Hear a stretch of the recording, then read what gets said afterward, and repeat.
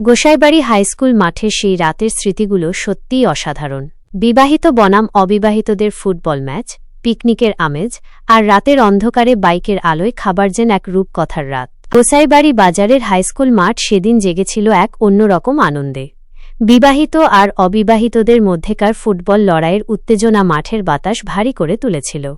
খেলা শেষে যখন পিকনিকের হাঁড়ি চড়ল, তখন সবার মনে খুশির ঢেউ। ডিজে বক্সের তালে তালে কেউ কোমর দোলাচ্ছিলেন, কেউ বা মশগুল ছিলেন গল্পে।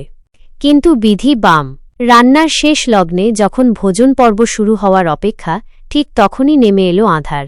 ঘড়ির কাঁটা তখন রাত 11:45 ছুঁই ছুঁই। চারপাশ নিস্তব্ধ, শুধু দূর থেকে ভেসে আসা ঝিঁঝি পোকার ডাক।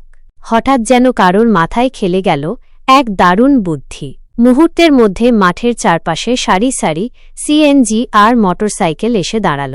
তাদের ফিল্টার থেকে ঠিকরে বেরোনো আলোয় আলোকিত হয়ে উঠল পুরো মাঠ। এক অভাবনীয় দৃশ্যের সৃষ্টি হল। সেই আলো ঝলমলে পরিবেশে সকলে মাটিতে বসলেন। গরম গরম খাবার পরিবেশন করা হল।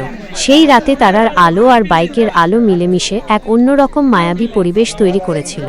কখনো মনে হয়নি এত সুন্দর আর আন্তরিক পরিবেশে একসঙ্গে বসে খাওয়া যাবে। নতুন এক বুদ্ধি যেন রাতটিকে আরও স্মরণীয় করে তুলল। অন্ধকারে আলোর দিশা খুঁজে পাওয়ার আনন্দ আর একসঙ্গে বসে খাওয়ার উষ্ণতা সব মিলিয়ে গোসাইবাড়ির সেই রাতের স্মৃতি সকলের মনে গেঁথে থাকবে অনেক দিন।